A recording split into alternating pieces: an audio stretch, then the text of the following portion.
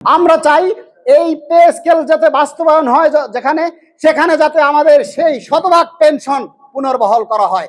দেশের বর্তমান বাজার পরিস্থিতি ও জীবনযাত্রার ব্যয় বৃদ্ধির সঙ্গে সঙ্গতি রেখে নতুন পে স্কেল বা বেতন কাঠামো এখন সরকারি কর্মকর্তা কর্মচারীদের আলোচনার কেন্দ্রবিন্দুতে পরিণত হয়েছে। 2015 সালে সর্বশেষ অষ্টম জাতীয় বেতন স্কেল ঘোষণার পর দীর্ঘ 1 দশক পার হতে চললেও নতুন কোনো পূর্ণাঙ্গ কাঠামো ঘোষণা না হওয়ায় তৃণমূল থেকে উচ্চ পর্যায় পর্যন্ত এক ধরনের আর্থিক চাপ তৈরি হয়েছে। যদিও সরকার বিভিন্ন সময়ে মহার্ঘ ভাতা বা বিশেষ প্রণোদনার মাধ্যমে পরিস্থিতি সামাল দেওয়ার চেষ্টা করেছে, তবে স্থায়ী সমাধানের দাবি দিন দিন জোরালো হচ্ছে।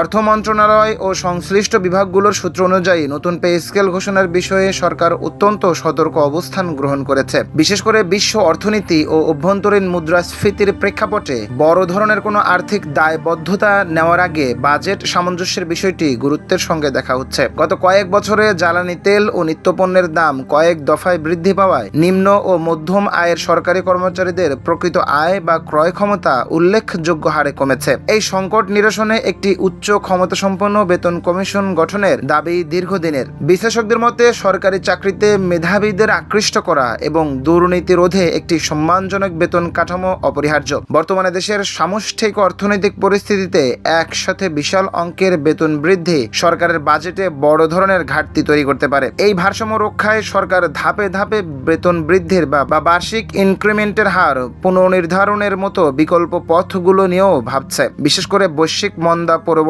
সংস্কার কার্যক্রমের অংশ হিসেবে সরকারি ব্যয় মিতব্যয়ী হওয়ার একটি চাপও প্রশাসনের উপর রয়েছে।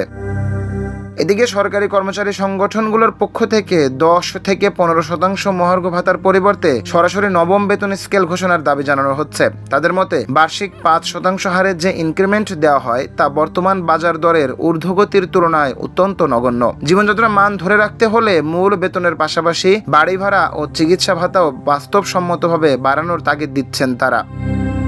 সার্বিক পরিস্থিতি বিবেচনায় সংশ্লিষ্ট মহল মনে করছে আগামী বাজেটের আগেই বেতন কাঠামো নিয়ে একটি সুনির্দিষ্ট রূপরেখা আসতে পারে। তবে এটি পূর্ণাঙ্গ পে স্কেল হবে নাকি বর্তমান স্কেলের উপর বড় কোনো বিশেষ সুবিধা যোগ হবে তা এখনো চূড়ান্ত নয়। তবে সাধারণ কর্মচারীদের প্রত্যাশা কেবল সংখ্যাতাত্ত্বিক বৃদ্ধি নয়, বরং একটি টেকসই ও বাজার বান্ধব বেতন কাঠামোই পারে তাদের আর্থিক দুশ্চিন্তা লাঘব করতে। সরকার এবং কর্মচারীদের এই দ্বিমুখী অবস্থানের মধ্যবর্তী কোনো সমাধানই এখন সময়ের দাবি।